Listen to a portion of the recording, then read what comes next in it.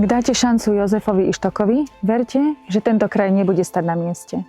Verte, že budeme počúvať ľudí a nie stranické centrály. Verte, že budeme bojovať za lepšie cesty, kvalitnejšie školy a dostupnejšiu zdravotnú starostlivosť. Verte, že mladí dostanú dôvod zostať doma a seniori pocítia väčšiu istotu. Nehovoríme, že všetko zmeníme za jeden deň, ale sľubujeme, že každý deň budeme pracovať pre Prešovský kraj a jeho ľudí. Naozaj chcete veriť ľuďom, ktorí už raz stáli pred súdom za nenávistné výroky?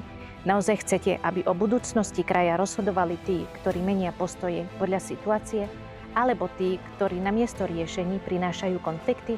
Prešovský kraj si nemôže dovoliť neistotu. Potrebujeme zodpovednosť, stabilitu a výsledky. Nová energia pre kraj. Nie sľuby, ale zmena v praxi, ktorú pocítia ľudia v každom regióne. Každý deň. Ľudia nechcú sľuby, chcú výsledky v každodennom živote, lepšie cesty, služby a život v každodennom regióne.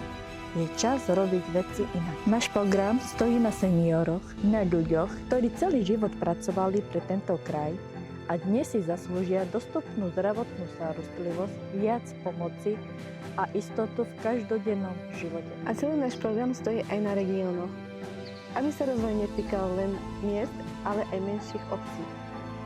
Lepšia dostupnosť služieb a rovnaká šanca pre každého bez ohľadu na to, kde žije. Náš program stojí aj na mladých, na tom, aby mali dôvod zostať v Prešovskom kraji, viac pracovných príležitostí a lepšie podmienky na život.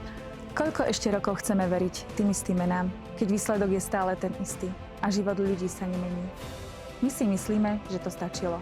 Je čas na zmenu. Každý človek v živote príde do chvíle, keď sa musí rozhodnúť, či ustúpi, alebo pôjde ďalej. Nebojím sa. Sedel som oproti ľuďom, ktorí ma chceli odradiť. Počúval som, prečo by som to mal vzdať. Urobil som to, čo by urobila väčšina obyčajných ľudí. Povedal som nie. Nebojím sa, pretože nie som sám.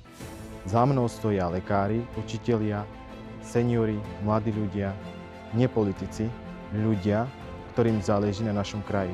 Som Jozef Ištok, kandidát na predsedu Prešovského samosprávneho kraja. Nová energia pre kraj.